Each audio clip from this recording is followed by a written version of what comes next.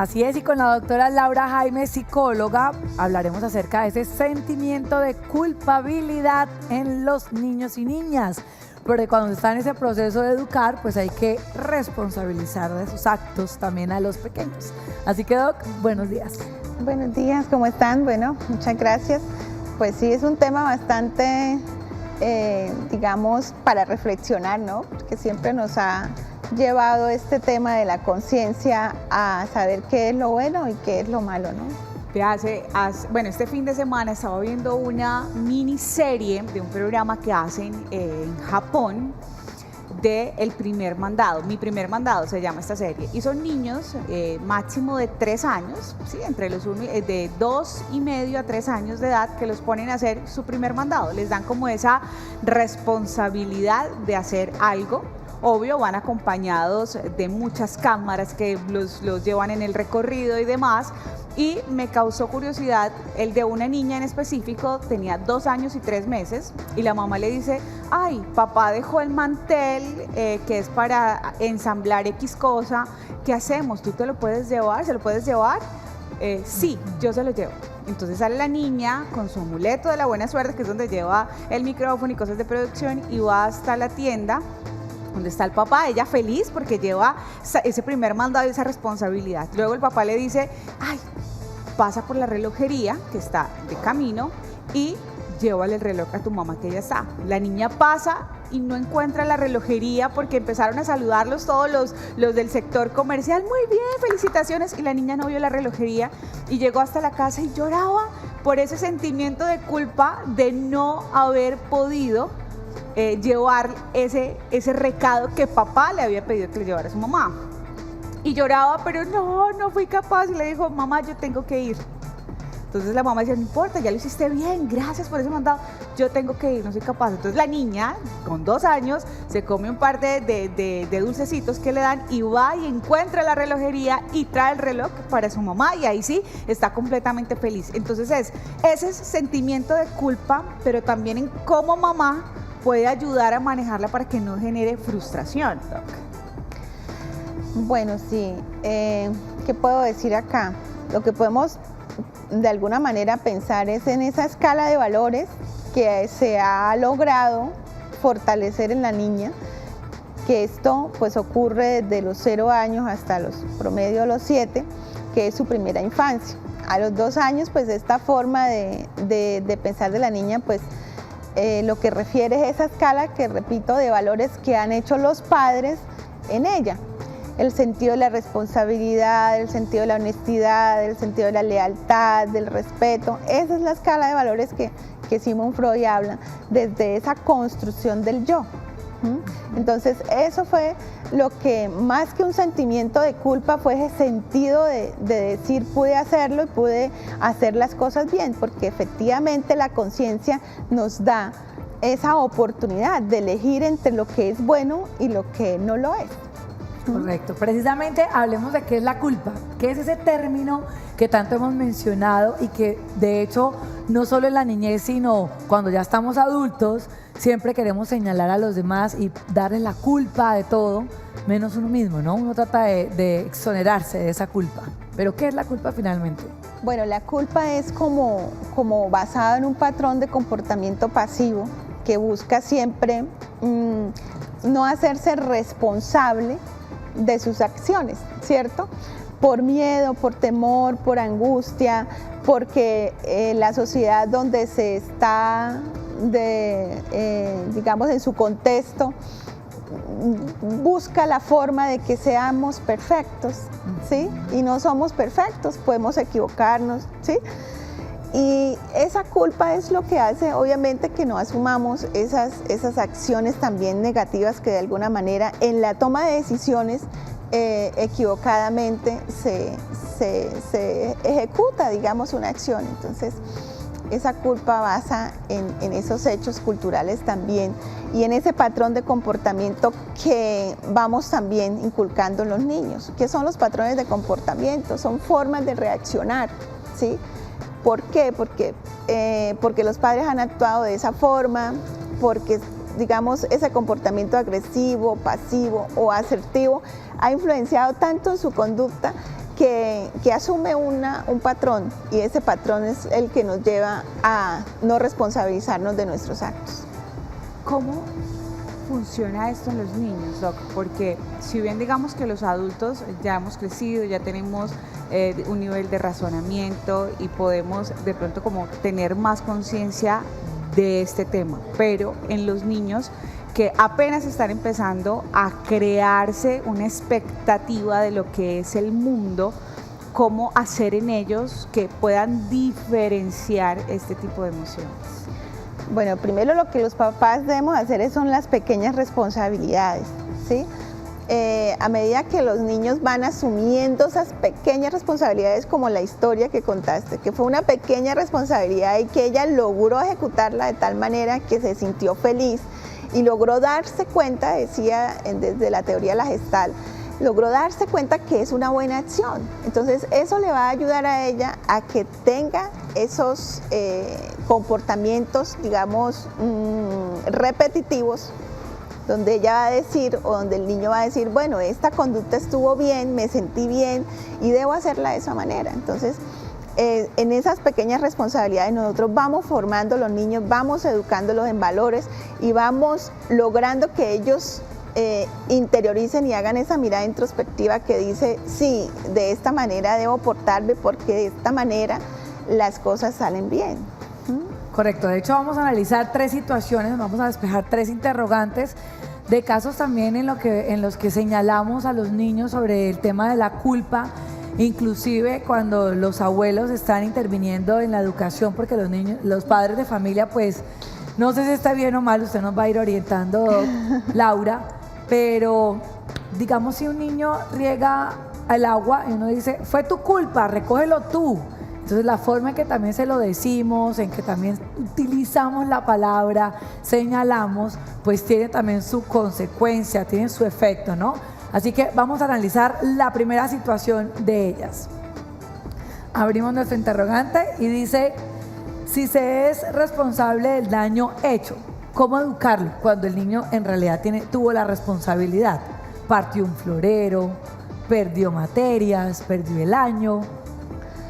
Bueno, lo primero es ayudarle al niño a darse cuenta que fue una situación que se puede presentar en la vida cotidiana, ¿sí? Porque es que si nosotros llegamos a culpar la situación sin saber qué ocurre en el contexto, pues estamos logrando precisamente la frustración que tú hablas en él, porque va a decir, bueno, mi mamá o mi papá no me escuchó, no me entiende, ¿sí? Porque esas son las palabras que utilizan los niños o los mismos jóvenes, no me entienden, pero ¿cómo hago para entender? Pues lo primero que tengo que revisar es el contexto, cuál es la situación, ¿sí? Para poder analizarlo con el niño y decir, bueno, esta es tu responsabilidad, ¿cómo estás asumiendo la responsabilidad? Si fue una situación que pues a cualquier persona puede pasar, que también hay que decirle al niño, si se partió el florero, si se partió el jarrón, bueno, ¿cuál fue la situación? Además, Doc, permítame interrumpirla ahí, los niños y niñas son muy creativos y pueden llegar a utilizar estas situaciones para mentir, por el temor a que los vayan a regañar o los vayan a castigar. Entonces, yo no fui, fue tal persona. Entonces le señalan a otro o empiezan a decir, se cayó solo, no supe. Entonces evitan asumir esa responsabilidad. Sí, eso se da cuando efectivamente los papás no han logrado tener pues esa muy buena comunicación con los niños, ¿sí? Porque ese temor es porque ya hay una situación previa donde el niño está repitiendo la conducta, ¿sí? Entonces, si digo, me regañan, ¿sí? Entonces, no, tengo que actuar de esta manera para que no me regañen, ¿no? Entonces, fíjese las situaciones. Entonces, es mejor decir, bueno, ¿qué pasó? ¿Cuál fue la situación? ¿Se cayó el florero? ¿Por qué? No, era que estaba jugando y pues claro, le golpeé la mesa y cayó el florero. Bueno, mamita, son cosas que pasan, son situaciones, vamos a mirar cómo solucionamos este problema. Y es llevar al niño a la solución, ¿sí? Es decir, ven, vamos a solucionarlo. Ah, que es que su tía era el florero que más amaba. Bueno, vamos a mirar, vamos a ver cómo lo compramos, involucrarlo en la solución. Por ejemplo, si le das 5,000 pesos diarios, entonces, bueno, de aquí vamos a sacar 500 pesitos diarios para comprar el florero. es involucrarlo en la situación para que asuma responsabilidades pequeñas, claro está, ¿no? Responsabilidades de acuerdo a la edad que tenga. Pero, y si lo ponemos en el caso que mencionaba Laura, digamos que en este caso el niño tropieza al florero, sin querer se parte, ¿verdad? Y dice, yo no fui, lo hizo el perro, fue el gato. ¿Cómo trato de buscar también que él se responsabilice sin que, pero no sea mentiroso, yo lo vi? ¿Cómo reacciona papá y mamá en este tipo de casos? Bueno, primero guardar la calma, ¿no? Eso está claro, es importante guardar la calma, esperar que el niño también, digamos, deje su miedo, su temor, su estado emocional propio pues, de la situación. Y en el momento que se calme, hablar con él, decirle, mira, la situación es esta, sé que lograste partir el florero, sé que sí, no fue intencional, pero tenemos que asumir la responsabilidad. O sea, es importante que él logre entender que fue su responsabilidad. Pero hay que guardar la calma y esperar un poco, porque si nosotros llegamos inmediatamente digamos, a rodear al niño en ese momento, pues obviamente se va a mantener en su argumento. ¿Por qué? Porque se va a sentir atacado, ¿sí? Y dar un momento es importante para que reflexione, y los papás saben qué han hecho con sus hijos, saben cómo los han educado, ¿sí? De pronto hay unos niños que se demoran más que otros, ¿no? Pero los papás saben, si es un niño que tiene claro su escala de valores, sus principios, su formación que ha sido obviamente permanente, él va a decir sí, efectivamente fui yo y ahora qué hago, pero esa confianza tiene que darse entre los padres y hijos. Okay. ¿Y cómo se da? Pues hablando con ellos, sentarse y decir, bueno, ¿ahora qué vamos a hacer? Y si es preciso demorarse un poco mirando el florero, pues es importante mirar el florero. ¿Y ahora qué vamos a hacer con el florero? No, es que fue fulanito, no, pero igual toca solucionar esto, ¿sí? Hasta que él logre darse cuenta de su error. Muy bien, vámonos con el segundo interrogante. A ver de qué situación hablaremos. Si lo que ha ocurrido no dependía de ti, es decir, no dependía de los niños. Y aquí yo mencionaba el caso muy temprano, cuando los papás se divorcian y los niños comienzan de pronto a encerrarse en su cuarto, a llorar y a decir, seguro fue mi culpa, mis papás no se quieren porque yo nací, o ahora mi mamá está más tiempo conmigo y mi papá se siente abandonado.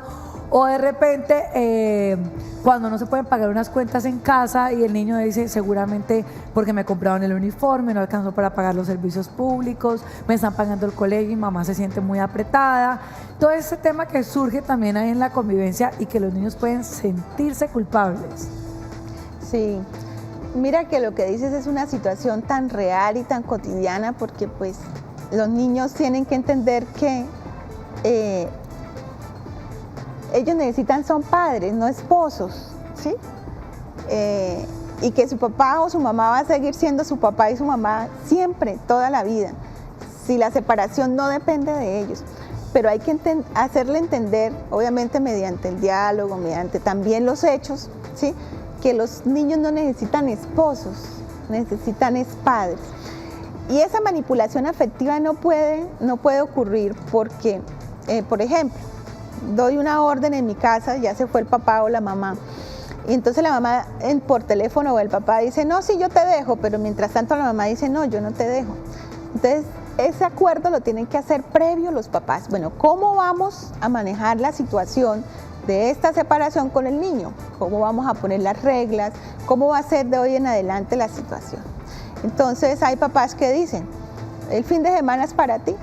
Sí, suena cruel un poco, pero es organización, es parte de las reglas, ¿sí?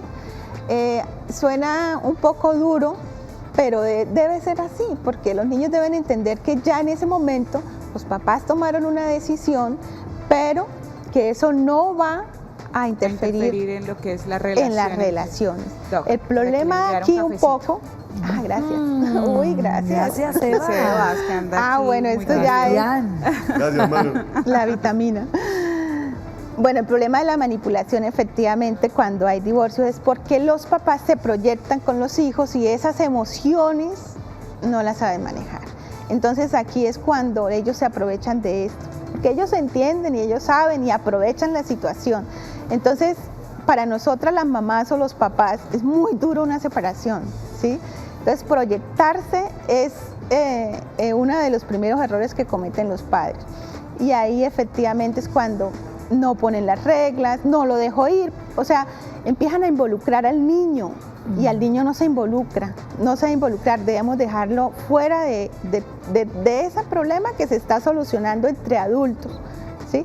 Y repito, los niños no necesitan esposos, necesitan padres, ¿sí? Así es. Y así va a ser para toda la vida. Muy bien. Sigamos resolviendo esos interrogantes frente al sentimiento de culpa en nuestros niños.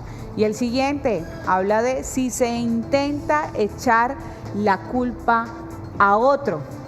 Y aquí vamos también como colocando un poco en contexto lo que mencionábamos con este primer caso. Es que la culpa no fue mía, hice esto, pero no, la culpa no fue mía. Pasó porque mi hermanito me pidió que lo hiciera, o pasó porque tú no estabas pendiente y por eso es que ocurrió la situación, pero no fue mi culpa, mamá. Mire, hay unos estados de conciencia que llamamos inteligencia emocional también, sería muy bueno un poco hablar de esto. Es porque ellos van asumiendo también cómo defenderse, ¿no? Son como las habilidades de afrontamiento, ¿no? Sí. Entonces no siempre tampoco es malo, sino aquí me voy a defender porque si no salgo malherido, ¿no? Entonces, esas habilidades de afrontamiento o habilidades también sociales que el niño tiene, que habilidosamente está utilizando en ese momento, pues tampoco no tenemos que completamente rechazarlas, sino más bien, repito, que él logre entender que sí tiene la responsabilidad, pero no frustrarlo, quitándole absolutamente todas sus ventajas de la situación. Es esa inteligencia emocional que se va dando en los niños, se va desarrollando poco a poco y esa es la que nos permite a nosotros tener muy buenas habilidades sociales, ¿sí? La que nos permite a nosotros hablar de diferentes temas, de llegar a una reunión y tener la capacidad de hablar con alguien desconocido.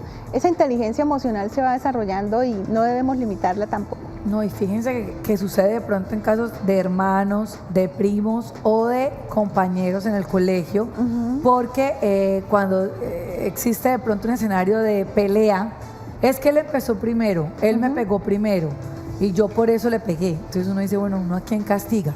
Al que pegó primero, al que le respondió, la culpa es de ambos. O sea, ¿cómo maneja eso? Porque eso se presenta, señores. O, no se pelea porque con el hermano. o pasa también que se pelea con el primo, con el compañerito ¿y usted por qué no le devolvió?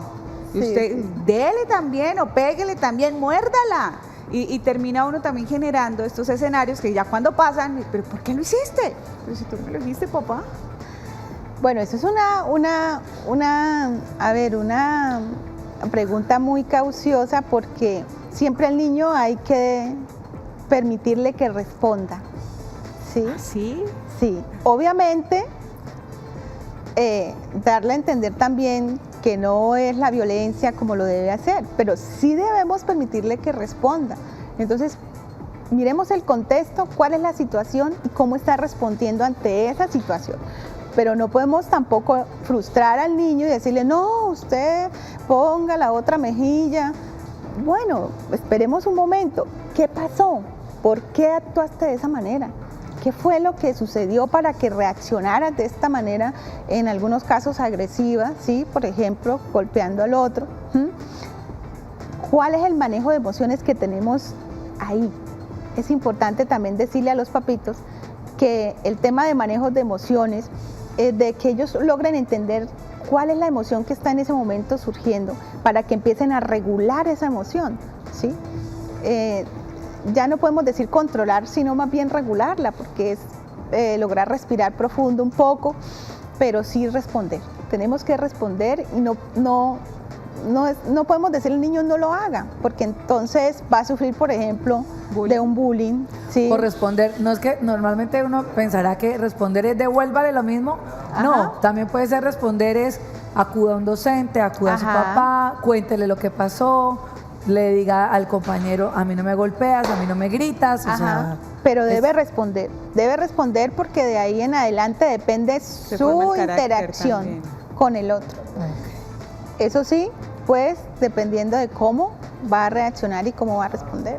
De hecho, vamos a conocer entonces la forma de cómo manejar, ya hemos dado algunos consejos de cómo tratar el tema del sentimiento de culpabilidad con los hijos. Aquí hacemos un resumen así práctico. Vamos a ver la palabra culpa. Bueno, ahí teníamos los tipos de conciencia, que podíamos hablar acerca de ellos un poco, que es conciencia moral, conciencia psicológica, conciencia social, conciencia individual, conciencia emocional y conciencia temporal. Mira que todos los tipos de conciencia se derivan del comportamiento, ¿sí? Y efectivamente es de cómo nosotros estamos tomando decisiones que repercuten dentro de lo bueno o lo malo, ¿sí? Si acudimos a la conciencia moral, estamos hablando de esos valores, de esos principios que me han inculcado como persona. Si esta acción o esta decisión va a afectarme personalmente, va a afectar a otros, ¿sí?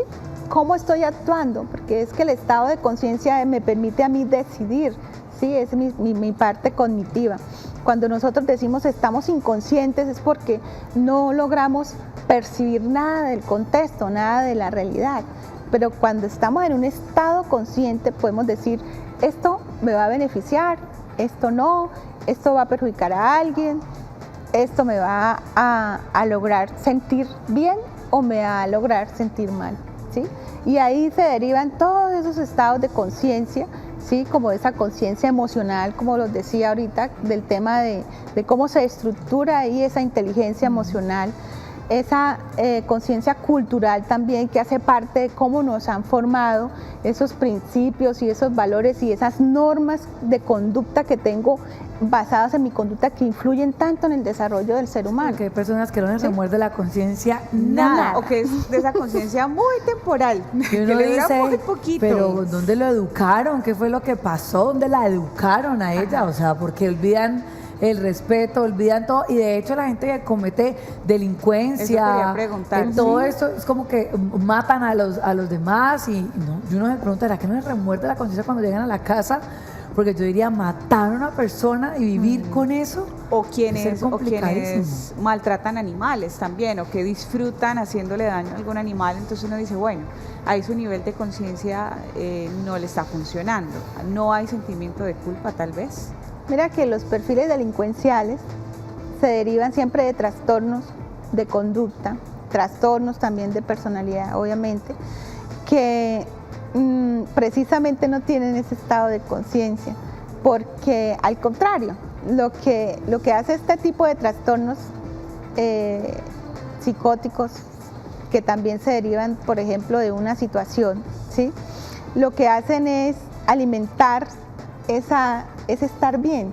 Así como a nosotros cuando tenemos un estado de conciencia basado en la moral, los principios, la cultura, las reglas, y nos hace sentir bien, hacer el bien, que valga la redundancia, a ellos esas acciones de maltrato, de agredir al otro, también lo hacen sentir bien, ¿sí? Entonces, Pero entonces cuando uno dice, oiga, pero ¿por qué lo genera hace? satisfacción. Se siente bien. Él se está sintiendo bien haciendo eso, porque su tipo de trastorno le está permitiendo sentirse bien y por eso es que lo continúan, por eso es que lo siguen realizando, por eso es que no entendemos cómo matan a un ser humano por robar un celular y lo dejan a los 8 días nuevamente en libertad y lo repite, lo hace nuevamente. Entonces, esas son conductas derivadas de trastornos psicóticos. Y sería chévere tener ese tema para ampliarlo más adelante porque poder meternos en lo que puede ser la mente de una persona que asesina o un asesino serial, sería bien interesante. Pero finalicemos rápidamente, chicos, con el tema de la culpa y ahí están esos consejos rapiditos, estos consejos de este en resumen, en conclusión, tenemos ahí la palabra culpa y para ir resumiendo lo que nos estaba diciendo la doctora, 1, examina si eres responsable de lo que ha pasado. 2, reconoce la culpa. 3, expresa la culpa. 4, reconoce tus propias limitaciones. Y 5, elimina los autorreproches. Que era básicamente lo que la doctora nos estaba diciendo en cada uno de los casos. Así que, recomendación para todos nosotros. Bueno, recomendación, yo diría que mantener siempre claro, primero, quiénes somos nosotros como padres, cómo nosotros nos hemos también logrado entender, conocernos, quiénes somos, ¿sí? Para tener claro que las manipulaciones y todas las acciones que podamos tener de los hijos, que son a veces impredecibles, ¿sí? Porque dicen a veces los papás, pero ¿por qué mi hija o mi hijo actúa así? Porque son momentos, son situaciones que la inexperiencia, la falta de madurez también, pues hacen que esas cosas pasen, pero lo más importante, papitos, es tener claro cómo somos nosotros, qué hemos hecho, cómo hemos logrado tener en mi casa los principios, los valores, las reglas. Que no somos perfectos, no, pero vamos teniendo claridad que hemos logrado hacer un buen trabajo como padres, y desde ahí en adelante pues no vamos a permitir la manipulación, ningún tipo de situación que me haga salir de esa seguridad que tengo como padre para la construcción de un mejor futuro también para nuestros hijos, porque al fin y al cabo eso es lo que los padres siempre quieren, que los hijos sean buenas personas y que tengan un futuro mejor en este contexto y en esta vida que poco a poco pues vamos afrontando de acuerdo a cómo nosotros vamos viviendo. Y como siempre hemos dicho aquí en el Café de la Mañana, no hay un manual para ser papá o para ser el mejor o la mejor papá o mamá del mundo, pero sí hay profesionales que pueden ayudarlos y orientarlos cuando sienten que se están saliendo de los límites y no saben ustedes qué hacer. Así que pues acudir a los profesionales, a los psicólogos, a los terapeutas de familia que van a ayudar también a buscar o a darles una guía para que ese camino sea de pronto un poco más fácil de llevar. Así que Doc, muchísimas gracias. Gracias a ustedes por invitarme, y bueno, a todos los papitos estar muy atentos y siempre pensar lo bueno, lo mejor, porque la vida es para disfrutarla, la vida es para sentirnos bien y para amar a nuestros hijos. Ay, por supuesto, vámonos con esa reflexión, vamos a eliminar ese sentimiento de culpa, hacer de una mejor manera las cosas sin hacerle daño a nadie. Yo creo que eso también hace parte de lo que le podemos ofrecer a la sociedad.